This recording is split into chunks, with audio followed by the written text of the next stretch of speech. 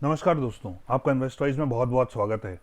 और सबसे पहले तो मैं अपने सारे सब्सक्राइबर्स और सारे व्यूअर्स को न्यू ईयर की, नए साल की बहुत बहुत शुभकामनाएं देना चाहता हूं एडवांस में ही। और आशा करता हूं कि आपका ये साल बहुत ही शुभ हो, बहुत ही हेल्दी हो और बहुत ही मंगलमय हो। तो चलिए इसके साथ वीडियो को शुरू करते हैं। तो आज फाइनली ये साल ख़त्म हो ही गया। लोग सोच रहे थे कि कब ये साल ख़त्म होगा, बहुत ही ख़राब साल है, बहुत ही बेकार साल है, इस साल ने बहुत नुकसान किया है। लेकिन अगर मार्केट्स की बात करें तो मार्केट्स ने ये साल, शायद ऐसा साल कभी भी नहीं देखा होगा जिसमें शुरुआत में मार्केट्स ने मल्टी ईयर लोज टेस्ट किए और उसके बाद रिकवरी की और वहाँ से ऑल टाइम हाइस टेस्ट किए। तो ये बहुत ही एक ऐसा साल है जिसमें आपको एक्सट्रीम बियरिश और एक्सट्रीम बुलिश सेंटिमेंट्स एक ही साल में देखने को मिले। और जो मेरे ट्विटर और टेलीग्राम के फॉलोअर्स या मेंबर्स हैं, मैंने पहले ही लिख दिया था कि शायद आज हम 14,000 भी देखेंगे, लेकिन 14,000 से हो सकता है हम नीचे क्लोज करें, क्योंकि हाईएस्ट ओपन इंटरेस्ट जो था कॉल्स का वो 14,000 पे था। तो बियर्स ने ऑब्वियसली, या जिन्होंने कॉलें बेची हुई हैं, उन्होंने कोशिश करनी ही थी कि 14,000 से नीचे इंडेक्स क्लोज हो, और जो कि हुआ भी। और पूरा दिन बहुत वॉलीटिलिटी रही। तो ये भी मैंने अपने ट्विटर पे और अपने टेलीग्राम पे मेंशन कर दिया था कि आज वॉलीटिलिटी बहुत ही हाई रह सकती है, क्योंकि आज मंथली एक्सपायरी भी है। ऑब्वियसली डेकेड की भी एक्सपायरी थी, लेकिन क्योंकि एक्सपायरी मंथली बेसिस पे होती है तो मंथली एक्सपायरी भी थी। और एक बात मैं और बोलना चाहता हूँ कि मैं जब स्टॉक्स आपके लिए वीडियोस लेके आता हूँ तो मैं आपको सिखाना भी चाहता हूँ। ये सिर्फ नहीं है कि आपको सिर्फ स्टॉक्स बताने हैं। अगर मैं सिर्फ स्टॉक्स ही बताने हूँ तो आपको मैं सिर्फ नाम लिख के दे सकता हूँ, उनके चार्ट दिखा के उनको एक्सप्लेन करना का कोई फायदा नहीं है। तो मेरी सजेशन ये है कि आप वीडियो को पूरा देखिए अंत तक, ताकि आपको जो मैं स्टॉक्स बता रहा हूँ उसके पीछे का लॉजिक भी समझ आए और आप खुद भी अपनी लर्निंग बढ़ाते रहें, अपना नॉलेज बढ़ाते रहें और आप खुद भी समझ पाएं कि किस स्टॉक को कब बेचना है, कब खरीदना है। क्योंकि ज़्यादातर लोग जो हैं वो सिर्फ इंटरेस्टेड होते हैं कि मुझे हमें कॉल मिलनी चाहिए और उसके बाद में हम बस उस कॉल पे ब्लाइंडली उस पर ट्रेड करें और हमारे पैसे बनते रहें। वो नॉलेज गेन नहीं करना चाहते। तो मेरी सजेशन ये है कि आप स्टॉक्स के नाम के साथ साथ में उनका लॉजिक भी समझें, उनका चार्ट समझने की कोशिश करें, ताकि आप भी एक बेटर ट्रेडर बन सकें और आप और अच्छे पैसे कमा सकें।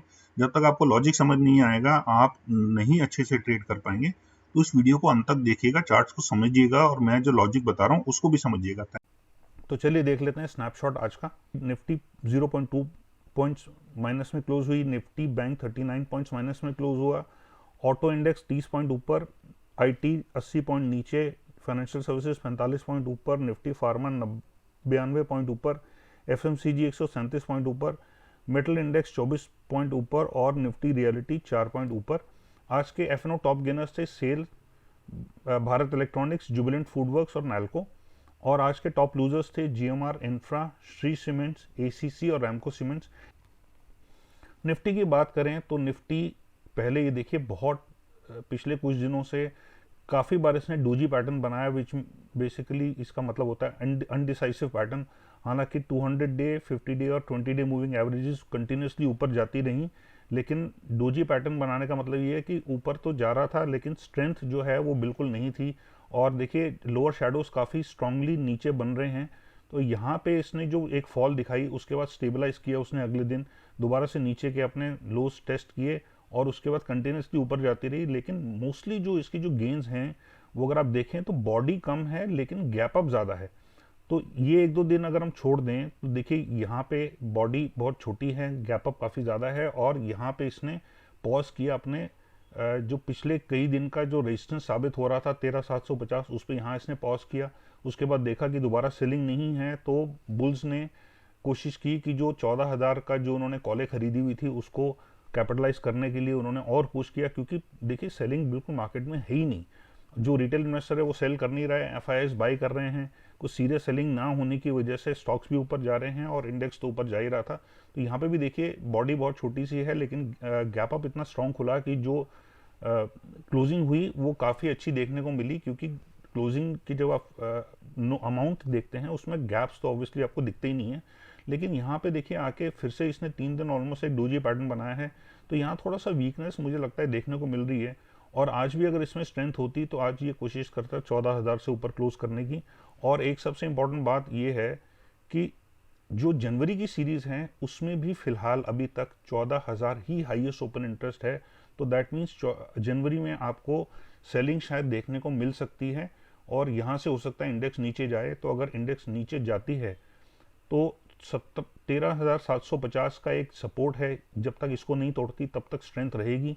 उसके बाद नेक्स्ट बड़ा सपोर्ट है काफ़ी ज़्यादा स्ट्रॉन्ग, वो 13,000 पे बनता है, लेकिन काफ़ी ज़्यादा जो पुट्स हैं वो 12,000 के लेवल पे भी हैं। तो अगर बहुत ही एक्सट्रीम कुछ नेगेटिव न्यूज़ आ गई तो शायद आप उसको 12,000 पे भी जाते हुए देखें, जो कि फ़िलहाल तो अनलाइकली लग रहा है, लेकिन यू नेवर नो क्या डेवलपमेंट्स होती हैं आने वाले दिनों में।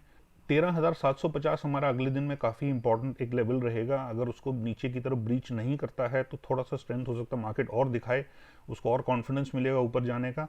लेकिन जब तक हाईएस्ट ओपन इंटरेस्ट 14,000 से ऊपर शिफ्ट नहीं होता है, 14,000 एक रेजिस्टेंस साबित हो सकता है।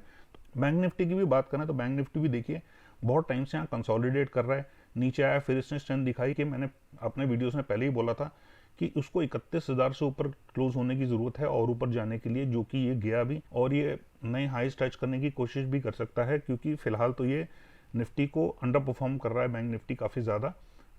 और उसके बाद नीचे अगर ये 31,000 से नीचे आया तो ऑब्वियसली पहला सपोर्ट जो है इसका लगभग 30,000 के लेवल पे होगा, जो इसने काफ़ी समय से नहीं तोड़ा है। देखिए यहाँ पे हर बार 30,000 से ऊपर बाउंस बैक कर जाता था इस दिन को छोड़ के, और उसके बाद ये जो दिन आया यहाँ पे इसने कंसोलिडेशन किया, उसके बाद ऊपर बढ़ना शुरू किया। तो 31,000 और उसके बाद 30,000 काफ़ी इंपॉर्टेंट सपोर्ट्स होंगे। अब आ जाते हैं स्टॉक्स पे जो आप ट्रेड कर सकते हैं। तो सबसे पहला स्टॉक है अमारा राजा। अमारा राजा ये 20 डे मूविंग एवरेज पे इसने आज सपोर्ट लिया है, लेकिन उससे पहले भी अगर आप देखें तो वीकनेस बरकरार थी और ये 950 से ऊपर क्लोजिंग नहीं दे पा रहा था पिछले कई दिनों से। उसके बाद धीरे इसने टेस्ट किया एक दो बार 950, लेकिन हमेशा इसको सेलिंग देखने को मिली। और यहाँ पे भी अगर आप देखें तो काफ़ी दिनों से, जबकि सेलिंग उतनी स्ट्रांग नहीं है इसमें, लेकिन बाइंग इंटरेस्ट बिल्कुल दिख नहीं रहा है। और इसका 20 डे ईएमए है 922.72 का। तो अगर ये वहाँ से नीचे ट्रेड करता है तो इसमें काफ़ी ज़्यादा सेलिंग आ सकती है और ये अपने उसके बाद कोशिश करेगा 875 के आसपास के लेवल्स को टच करने की, जो कि इसका 50 डे मूविंग एवरेज है फिलहाल का। तो ये अगर यहाँ से नीचे ट्रेड करता है 920 से नीचे, तो मेरे ख्याल इसमें थोड़ा सा और सेलिंग आपको देखने को मिल सकती है। तो ये देखिए यहाँ पे बाइंग ऑलमोस्ट खत्म हो चुकी है, आरएसआई नीचे आती जा रही है, स्टोकेस्टिक्स नीचे आते जा रहे हैं। तो मेरे ख्याल ये एक सेलिंग कैंडिडेट हो सकता है। तो कल अगर नीचे का ट्रेंड दिखाता है तो it can be a short selling candidate और इसमें शॉर्ट करके कुछ अच्छे पैसे बनाए जा सकते हैं। नेक्स्ट स्टॉक है बायोकॉन। तो बायोकॉन में यहाँ तक तो काफ़ी ज़्यादा कंसोलिडेशन का मूड था, डोजी पैटर्न बन रहे थे ऑलमोस्ट डेली बेसिस पे। उसके बाद ये जो फॉल आई उसके बाद बहुत स्ट्रांगली इसने रिबाउंड किया और एक नया हाई टच किया, इसने नए हाई पे क्लोज किया इनफैक्ट। उसके बाद थोड़ी सी सेलिंग आ रही है, लेकिन देखिए बार बार बाइंग, एक तो यहाँ बाइंग इंटरेस्ट आया, फिर यहाँ बाइंग इंटरेस्ट आया, यहाँ पे भी देखिए इसने अपना 460 के लेवल को ब्रेक नहीं किया, वहाँ से इसको सपोर्ट मिला है। यहाँ पे भी इसने नीचे टच किया, लेकिन फिर से बाइंग इंटरेस्ट आ गया और ये अपने हमेशा 20 डे मूविंग एवरेज से ऊपर ही क्लोज कर रहा है। तो इसको यहाँ सपोर्ट मिला है 20 डे मूविंग एवरेज पे और यहाँ से इसने बड़ा स्ट्रांगली बाउंस बैक किया है। और अब यहाँ अगर कल ऊपर का ट्रेंड दिखाता है तो ये 480 के लेवल्स भी टच कर सकता है। तो हो सकता है कल के लिए बाइंग कैंडिडेट हो, बस आपको ट्रेंड देखना पड़ेगा कि इसका कल का ट्रेंड ऊपर का होना चाहिए। नेक्स्ट है आईसीआईसीआई बैंक। तो आईसीआईसीआई बैंक देखिए यहाँ पे आरएसआई भी ऊपर जा रही है, स्टॉकेस्टिक्स भी फिलहाल 80 से ऊपर हैं और इसने आज एक अपने नए हाई पे क्लोज किया है। पहले ये 530 के लेवल को क्रॉस नहीं कर पा रहा था, लेकिन जो इसने पिछले कई दिनों में स्ट्रेंथ दिखाई है, तो यहाँ पे देखिए वीकनेस बिल्कुल नहीं है। सिर्फ एक ही दिन सेलिंग आई और वो भी बहुत, हालांकि वॉल्यूम्स ठीक थे, वॉल्यूम कम नहीं थे, उसके बावजूद भी जो इसकी क्लोजिंग थी वो इसके नीचे क्लोज नहीं हो पाया और ऑलमोस्ट एक नियरली एक डोजी पैटर्न बनाया। और यहाँ पे इसको जैसे ही सेलिंग आई इसको इमीडिएटली बाइंग भी आ गई, जिसकी वजह से ये इसके ऊपर क्लोज हुआ और उसको आज भी स्ट्रेंथ मिली 1% ऊपर क्लोज होने की। जबकि आज बैंक निफ्टी माइनस में क्लोज हुआ है, उसके बावजूद भी आज इसने 1.2% का गेन किया है बड़े अच्छे वॉल्यूम पे और एक हाई पे क्लोज किया है। 530 का जो लेवल था ये पहले क्रॉस नहीं कर पा रहा था, आज इसने क्रॉस कर लिया, तो स्ट्रेंथ इसमें बरकरार है। तो कल भी अगर ये ऊपर का ट्रेंड दिखाता है तो इसमें और बाइंग की जा सकती है। नेक्स्ट बात करते हैं जुबिलेंट फूड्स की।